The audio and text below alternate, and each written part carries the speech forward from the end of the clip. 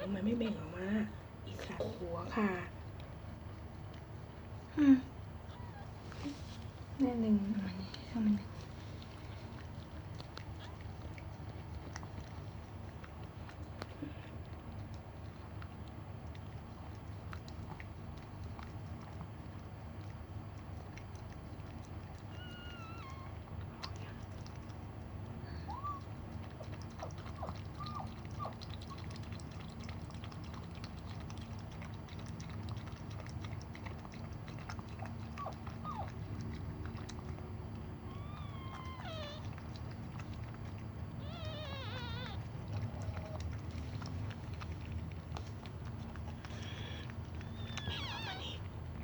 ดูอะไรของมันวะ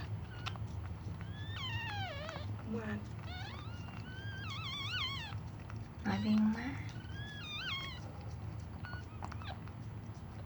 ตายหาไปแล้วมั้ง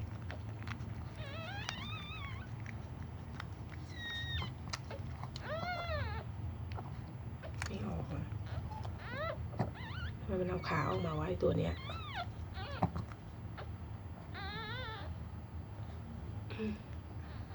ว่า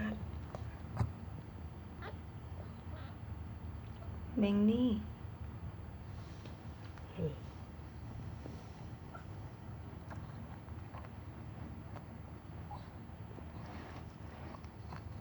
เหี้ยแล้วอ่ะอีเนยทำไมมันเอาขาออกมาอีตัวเนี้ย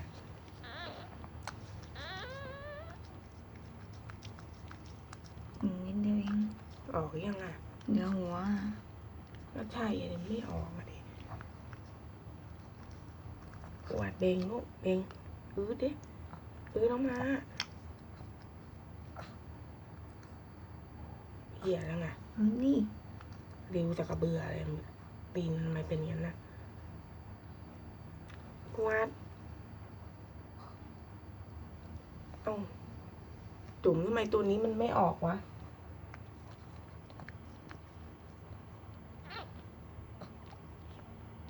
เบง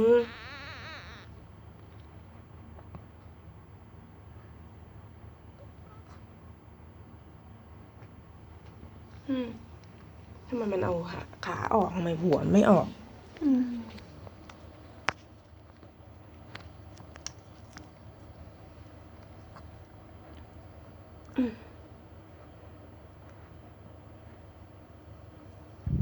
เข้าเลยอีกข้างไหนฮะขาหนูอัดหนูทำไมไม่เบ่งอ่ะอุ้ยอ๋อทำไมตัวนี้หัวไม่ออกมันออกขา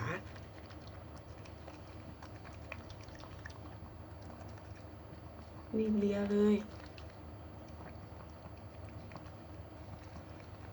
ไม่ดิ้นเลยไม่เยอะหุ้มออกให้มันกันดิ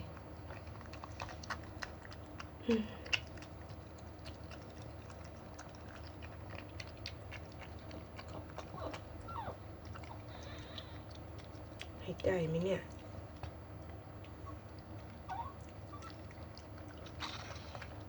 ได้แล้วเลียลูกเลีย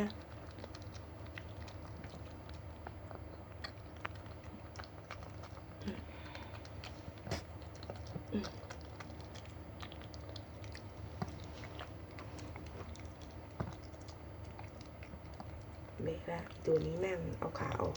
อีกสักต้องช่วยดึงเร็วเหม็นข้าวมือกูเนี่ยเหม็นข้าวกระหึ่มเลยเนี่ยล้วงให้มันรูหอยมัน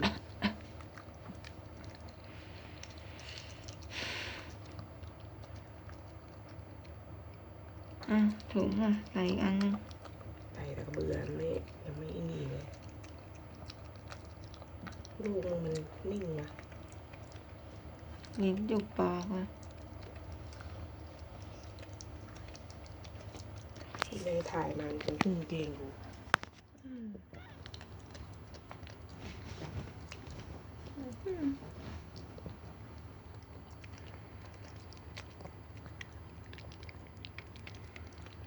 เลียลูกหน่อยดิมัวแต่แดก ลบเงินเกลียด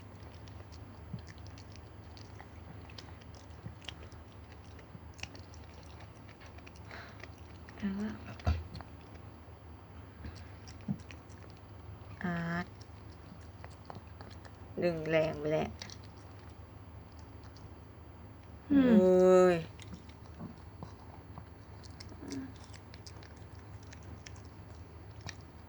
แต่กูเสียวแทนว่ะเลียดไฟหลุดลงมาด้วย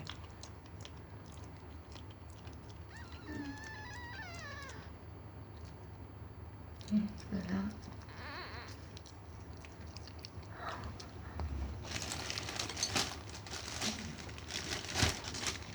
เขากัน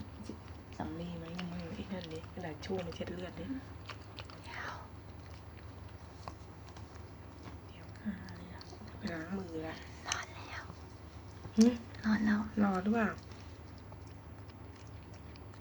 เสือเอาขาออกมาไอ้เหี้ยก็ไม่เอาหัวออกมา ออกมาได้ครึ่งเดียวเป็นเป็ด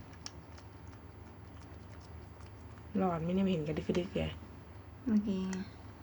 เลียหน้าหน่อยเอา หัวบังแรง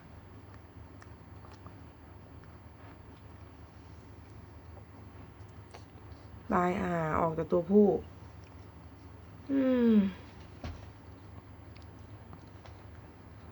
2 ตัวแล้วตัวผู้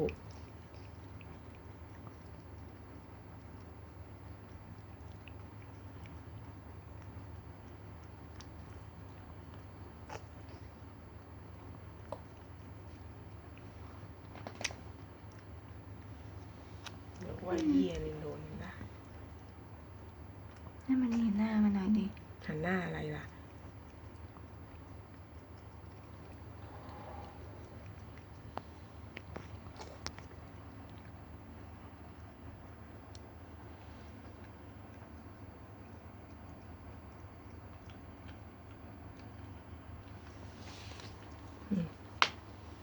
ไปล้างมืออะเมือกนั้นเนี่ยไม่ใช่ดิบอกให้เอาอะไรมาเช็ด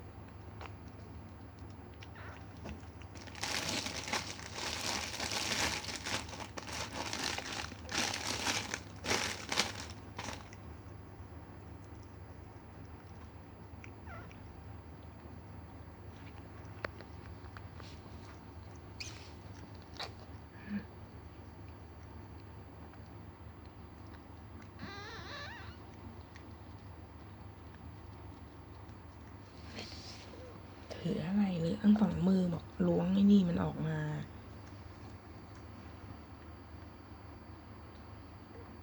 วางไว้หลังปง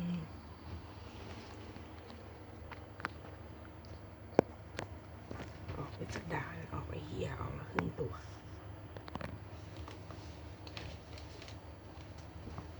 เหนื่อยมันร้อนว่ะ หนาวมากเลยกูอาจจะบันไล เปิดแอร์ ไปข้างนอกเลยป่ะ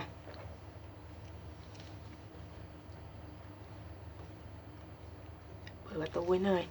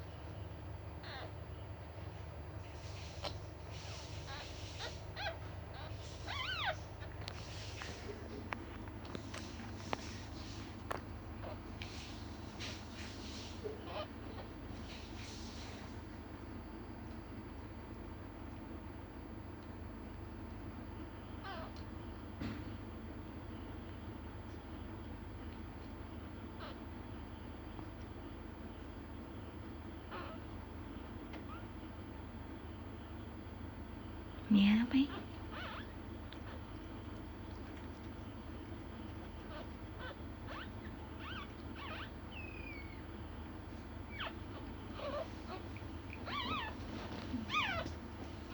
2 ตัวแล้ว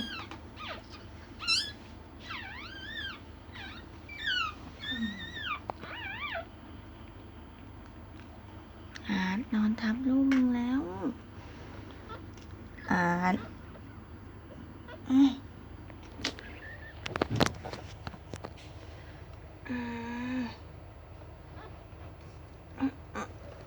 นี่นี้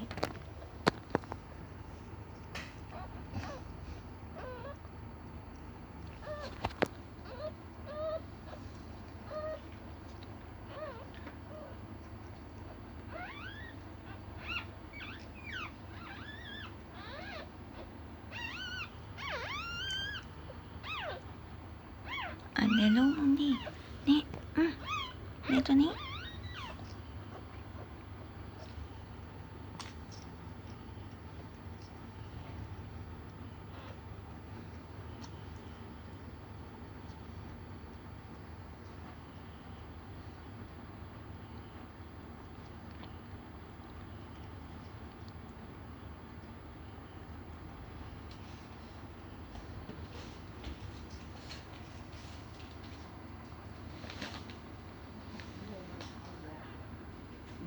นี่ไงตัวเนี้ยอย่างเงี้ยออกตี 3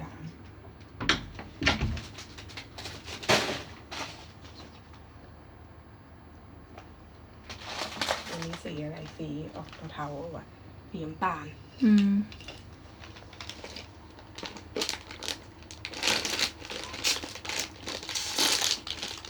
เริ่มมี